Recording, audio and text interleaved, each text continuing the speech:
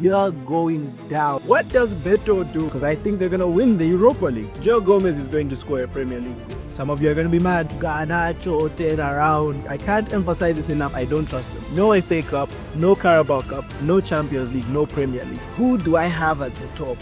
Who do I think are your Premier League champions? Bet you didn't see this coming. Not sure if that was in frame. I just hope that one was in frame, because a few of the ones I've recorded already were not in frame. I don't even know if it's recording. I need to check. I know you weren't expecting to see me back so soon. It's a special occasion. The Premier League season is about to kick off. We are about to get underway, and I obviously had to come and give you the only predictions that matter on the internet. Sky Sports who? CNN who? CBS? Wait, I think CBS has Thierry Henry. So regardless, CBS who? We, yes you and me, only care about the AV Majors predictions. Who said no? But these aren't your boring run-of-the-mill predictions that are just gonna tell you everything in the most predictable fashion. No, that's not how we do things over here. We have to be different. We have to be entertaining, and I have to give you guys the craziest predictions you've ever heard. So not only am I predicting the entire league table, I'm going a step further and giving you one outlandish, out of the blue, unexpected prediction for every team. Something that has very low odds of happening, but the odds are there, you know? It's not exactly like David Raya being Premier League top goal scorer, although that's not out of the realm of possibility nowadays. But it's not going to be as boring as just having all of the newly promoted sides get relegated. We're going for something interesting, but something that still might happen. As I go through mine, make sure you let me know some of your crazy predictions in the comments right after you like, subscribe, and all that other button pressing stuff you have to do. Without wasting much more of your time, let's get into these predictions. In 20th place, dead last, Hull City. Now I know I said we're going to be doing a bit of a wacky prediction that are trying to go out of the box, but I think that, you know, doesn't apply when the team got promoted by technicality. Don't get it twisted. I love me some Hull City. The orange, the black, the tiger. I don't think there's just a realistic chance that anybody else finishes 20th. Like, if I put Hull City at any position except 20th, that would be a bold prediction. I was thinking of putting them 18th as my bold prediction for them, but it felt like a cop-out. The bold prediction I went with instead is that they'll only be relegated in the last month of the season. I know that's not really impressive or anything, but like, I promise you they get bored. In 19th place, I'm going with Ipswich Town. It's the same situation that we had a few minutes ago with Hull City, but I just don't see them making it in the competitive league we have here. I'm not going to waste too much of your time, and I'm just going to give you the bold prediction up front so we can get to the next guys. I'm going to say Ipswich Town beats 3 of the big 6 sides. I think they have competent football players. I just don't think it's going to be enough for a consistent league season. At number 18, this is where it gets spicy. Newcastle United. You're going down. I know a lot of people are predicting them to have a rough season. I am going on the complete extreme and saying they completely fumble everything. In my eyes, I don't see any world where you lose your captain, you lose your head coach you've had for a while, you lose several important players, and you end up staying up? No way. After a lackluster season as well. Now, given nothing is impossible, and believe it or not, there's a lot of Newcastle players I do like. A lot of their new signings I see as high potential players. They still have Yohan Wissa, they still have Otamade, but the issue I'm seeing, and I'm not sure, don't quote me on this, I think a lot of those players have had fitness issues recently. I love Osuna. He's one of the players I rate. I love Wissa. Wissa is actually the one who it would be on the back of. I just don't see it working. I don't think Newcastle makes it, and that's my bold prediction. They get relegated. And with that, you probably figured out the next big prediction, which is 16th place. You mean 17th? Coventry City. Coventry is a bit of a dicey one, really. They were number 1 in the championship last season. They have good old Frankie Frank at the helm, who seems to be a decent manager now, not like last time when he was, you know, half serious, half joking. Everything seems to be in the cards for a big Coventry City season. If Haji Wright can be nearly as good as his ultimate team card, they're definitely staying up. He is actually the player I'm going to center my bold prediction around. I'm going to say not only do Coventry City stay up, Haji Wright gets 16 goals. I think that's the same amount as like Oli Watkins last season, so he'd be in like the top 5. 16 at the minimum. Let's say he may go over, but let's say 16. Speaking of 16, Fulham, it is your time to shine, my boys. Things have not been easy for the evil Arsenal that is Fulham, you know. They lost Harry Wilson, they lost Raul Jimenez, they lost Marco Silva, which is, I think, the hardest part of this. I really rate Marco Silva as a manager. They've replaced him with Abiola, who was, you know, fighting for his life in Kylian Mbappe's dictatorship for the better part of last season. They also add another one of the dictator's military forces in Gonzalo Garcia from Real Madrid. They're trying to, you know, see if that's going to be enough. I don't think it is. Not in a sense of they'll get relegated. I think they'll be in the mix, but I'm just not confident that it's enough for them to even be mid-table. They're going to take a step back. Their defense and goalkeeper, I'm a bit more confident in. You know, like Calvin Bassey, he's really good. Kenny Tete is really good as well. Bernd Leno is very good. As an Arsenal fan, I know how good he is. And these are players who are very streaky. They have phases of being the best football players in the world and phases of being absolutely diabolical. So I don't even know which of the two forms we're going to get day to day. My bold prediction for Fulham, however, is Oscar Bob. Oscar Bob is going to have a breakout season.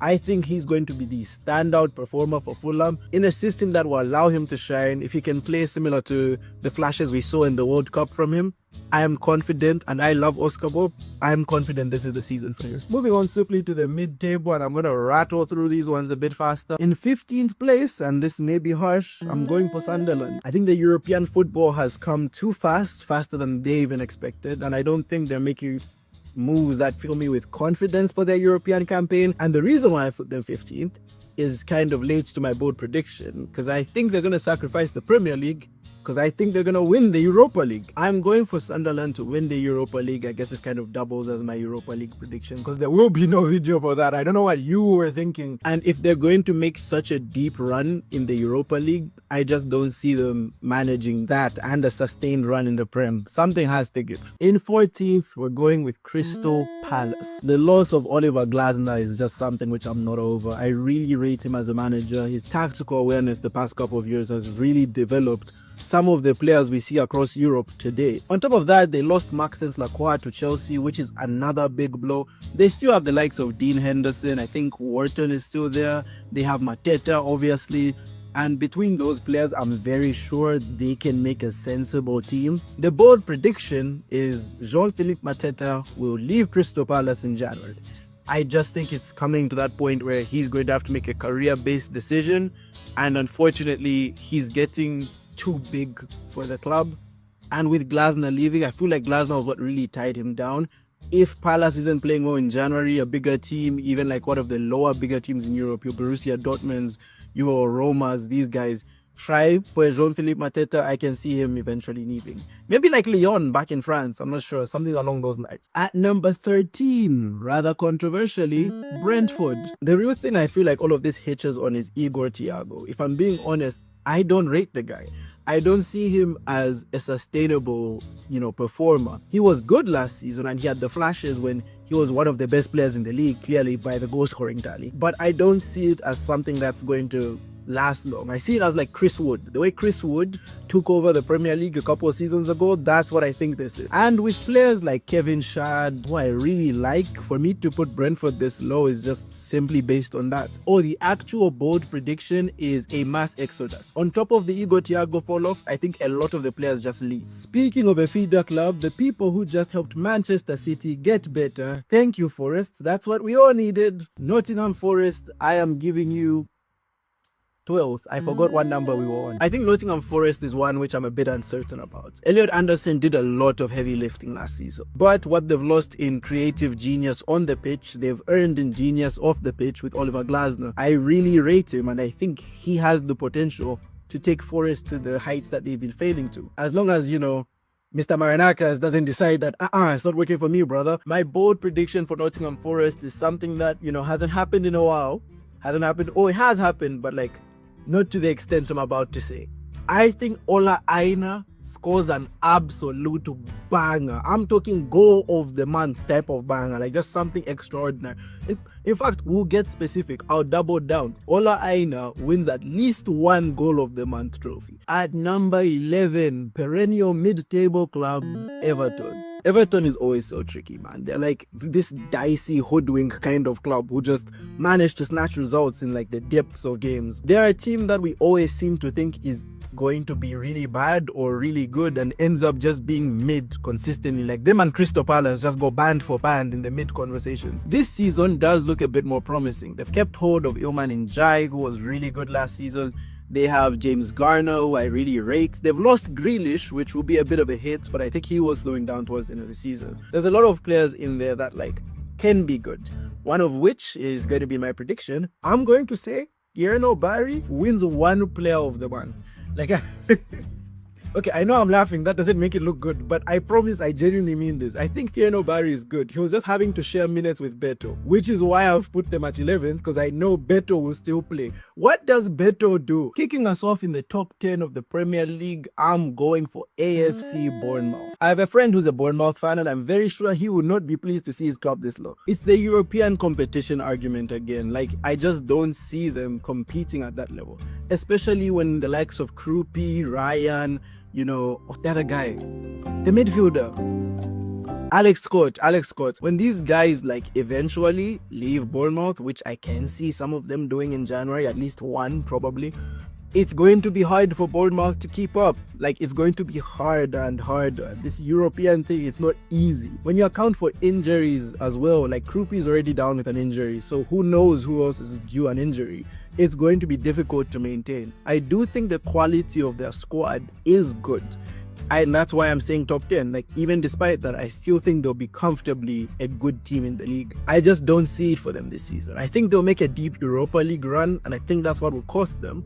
And I do have another bold prediction that will cost them. I think Bournemouth wins the Carabao Cup. That's my prediction. And now my friend who's a Bournemouth fan is very happy. I think they have the quality for that in like a tricky way. Like, you know, they're going to win the Carabao Cup kind of similar to how Newcastle won it, with like Krupi kind of being their Isak in that situation, I guess. On the topic of European football, we go to Brighton and Hove Albion, who are going to be in the Conference League this season. And I think they're going to be ninth. Ninth place for Brighton isn't me being harsh. It's just kind of the reality of the situation. Eventually, rotation catches up. Brighton, of all the teams I've talked about so far, has the most depth, I think, and the most ability to be conversant in this situation. But I just don't think it can work. They lost Van Hecke, who I think is really good. Like, that's a big loss. And they're going to now be competing in two competitions that are major alongside the other smaller ones.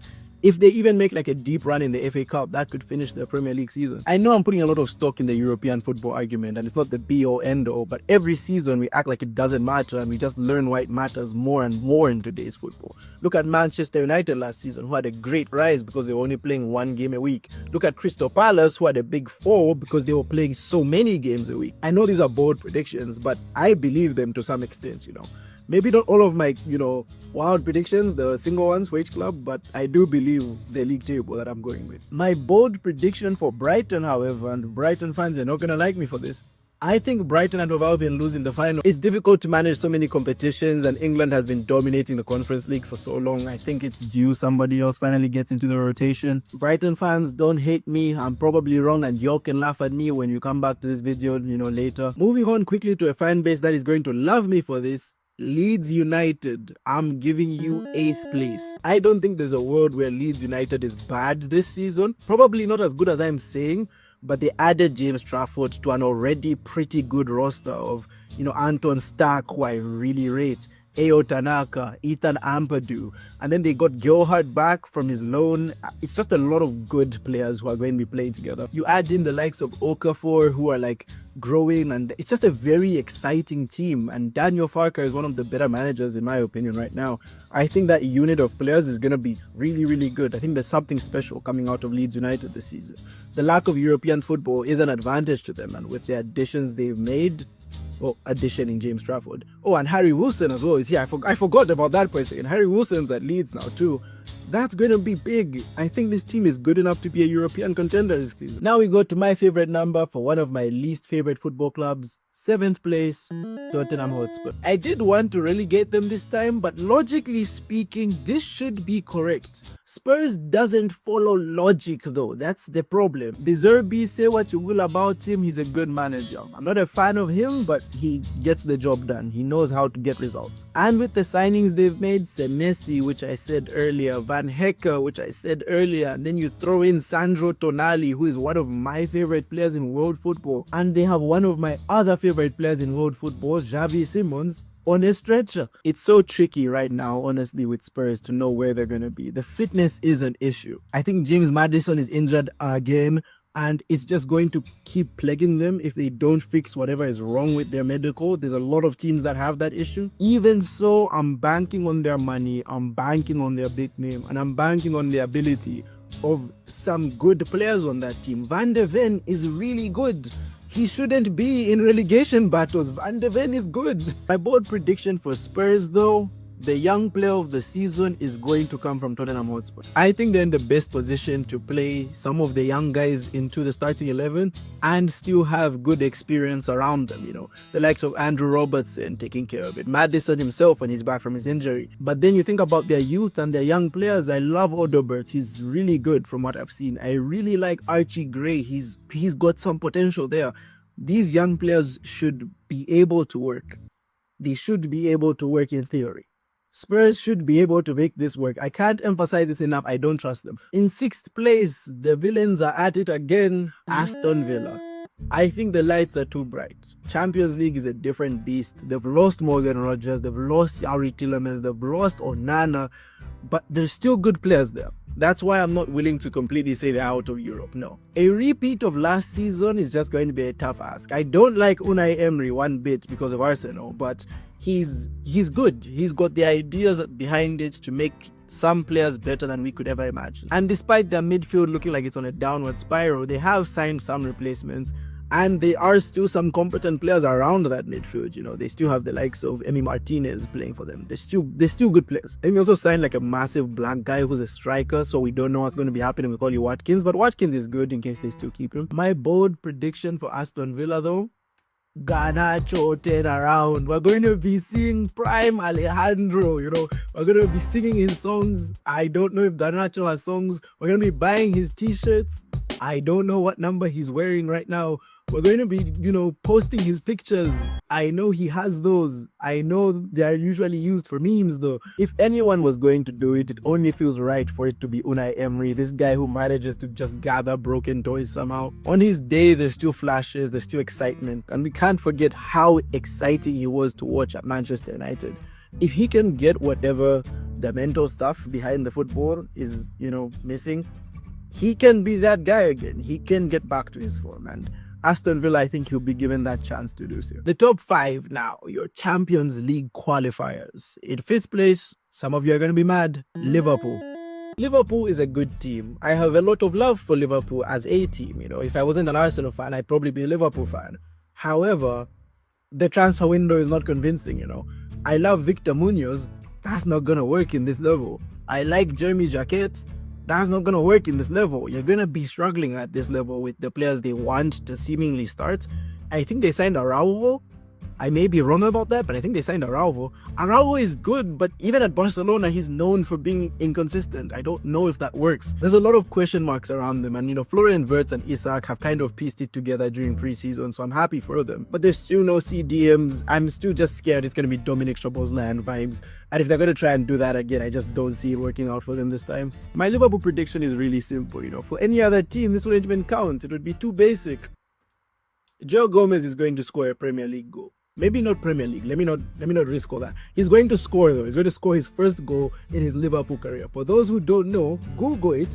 This man has never scored. It is getting to the point where it is now or never. Joe, you have to score. You are at the end of your career or getting there. It has to be this season or next. It has to happen, man. We're tired. We are waiting for it. Please just don't be against Arsenal. Please just don't let it be Arsenal. Anyone else in 4th place. And here's a shocker. Manchester City. I can already see the comments calling me a hater. Hear me out on this one. City is good. City has good players. And City has my favorite player, the player who I think is the best player in the world, Erling Haaland on their team. With Haaland, that's enough to already consider them top tier contenders. They are going to be challenging for the title. But can they sustain that without Pep Guardiola's magic? That's really the question for the season. Pep, by no exaggeration and in full honesty, has been the best manager in world football for several years now. He's one of the greatest managers of all time. You don't just lose that and bounce back. There's going to be some growing pains. This is going to be a rough change for them. It's already started. They lost to Arsenal 3-0. We gave them 3. There was nothing they could do. And the cracks were already showing last season because they did what they always do. You know, they were on a good run of form, then they slowed down. And when they slowed down, Pep just comes with some new mastermind tactic and they pick their form right back up. And that's how they've always challenged for the title. You know, when their back is against the wall, they always manage to win the big games, the big moments, to clutch it in the last minutes. That was a Pep Guardiola standard. I don't think Maresca has that same magic, not quite yet at least. My bold prediction for Manchester City, trophyless. Not a single trophy, no FA Cup, no Carabao Cup, no Champions League, no Premier League. Trophyless. Completely barren land. You probably figured out my top 3 by now, but let's get into it. At number 3, Chelsea. Chelsea Football Club is a unique case. I am banking on them having astronomical amounts of depth. Like, the amount of depth at Chelsea is so confusing. How do you have Estaval and Coenda? What are we doing? Why do you have both? There's Colwill and there's Lacroix. And their midfield, oh my gosh, the midfield. It's Caicedo, it's Enzo Fernandez, it's now Morgan Rogers, it's Cole Palmer. They're going to be doing double codes on our heads and we're just going to have to be taking it. Not to mention they have Xavi Alonso, who's a good manager. Hato looks like he's going to be good. It's literally just, if Robert Sanchez can be as pretty good to decent as he was last season, they can do this realistically. Now, will he be that good? I don't know, because Robert Sanchez in the past was not that good until, recent times. I won't put it past them. I think this is one of the best Chelsea squads we've seen in a long time. This is the time to do it. And you're probably wondering, if I'm saying Man City is going trophyless, who am I giving the FA Cup to? Chelsea. I think they have the depth. If you rotate your squad at a good level, you can efficiently get to those moments. I don't even think I'm crazy for saying Chelsea can get there. That brings us to the top 2, and it's looking like the good old days again. Manchester United and Arsenal are throwing it back. But who do I have at the top? Who do I think are your Premier League champions? What is going? It's Arsenal, man. I'm not even going to waste your time. Arsenal's winning the league. But let's talk about Manchester United first. Manchester United, you have my respect, You've assembled a team of players who, for the first time in a long time, look like they believe in the club. Carrick has a good style of football. Cunha looks like he believes in the club. Buemo looks like he believes in the club. Even like some of the new guys, these like pictures. I know every player in a picture looks like they believe. But the likes of Andre Santos, Tielemans, they should be good players for you guys. The question marks remain in defense though. That's why I feel like this is in itself already a bold prediction. They're lacking in a bit of quality back there, Dalot is not going to be good enough. Mazraoui is not going to be good enough. And they're going to be playing the Champions League.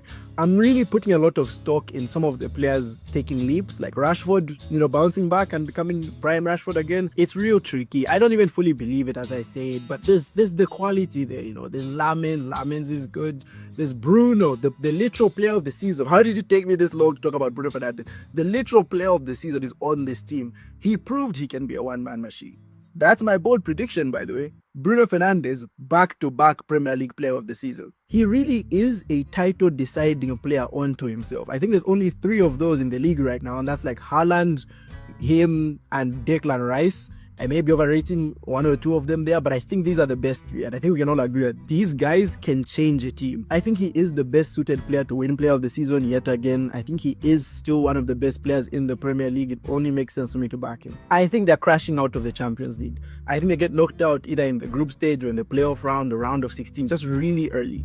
They get it out of the way, they lose it in like respectable but quick fashion, and all the Madrid fans are panicking. They're being made fun of on Twitter. United Trey has posted some horrible take or something, but then they bounce back in the league and get to a title challenging spot, and we all forget it happened. I think the UCL crash will help them in the long run. I think if anything, maybe they should hope for it, but that's not for me to say. What is for me to say though? Wait, hold on. Your boy has the calm correct, What are we talking about? I know this is last season's jersey, but what are we talking about? Come on. Arsenal again. Arsenal again, ole ole. Okay, now let me get to the after prediction. I just think it's simple, you know, we're the best team in the league. It would be an upset if anyone else won. It's possible, but I don't think there's any realistic prediction I can make where I'm not putting us at first. We're the best suited. And with the addition of the man I want to glaze real quick, Christos Zolis. I'm talking about the big Christos. Woo, woo, that's the sound of Zolis. You're not ready for the noise I'm about to be making. Zolis has been a revelation. If he can play even half as good as he's played in preseason in the league, I'm so there. He's so direct, you know. I'm mumbling my words even. He's got great end product. He's able to make tough decisions where others are panicking. I think Arteta said something about that after the Community Shield. He's just so good. He's actually just so good. I love Zolis. I was scared about our left wing situation, and right now, this might be a crazy thing to say. I don't really want a winner anymore. We have Zolis. It's fine. We're good, Vinicius. We have Zolis. We're good. And I'm not here to glaze halfway. I'm going to go full glaze. Christos Zolis will be the top assist leader in the Premier League. Bruno Fernandes, bring your crown. He's got the ability to do it, and this may just be the recency bias talking. He may not even be playing in 3 weeks, and this is going to age like milk, but I just have to go for it. Zolis, I'm giving you the keys. You have my heart. If you break it, you break it. Please don't do that though. Those are my Premier League predictions. I may have put a graphic of the league table somewhere. If not, I'm lazy and I need to get this out on a deadline. This season is going to be a brand new start for a lot of these teams. Speaking of brand new though, go watch my last video on my channel, Brand New Day, Spider-Man. I'm reviewing it. I know you've watched the movie. Who said no? I can hear you guys. Tell me your thoughts about where I ranked your favorite team and where you think your favorite team might finish. Make sure you like the video, you subscribe, you share it, you hype it, you do all that stuff that's available to you. With that being said, take care of yourself, enjoy your day, and in whatever you do, go major.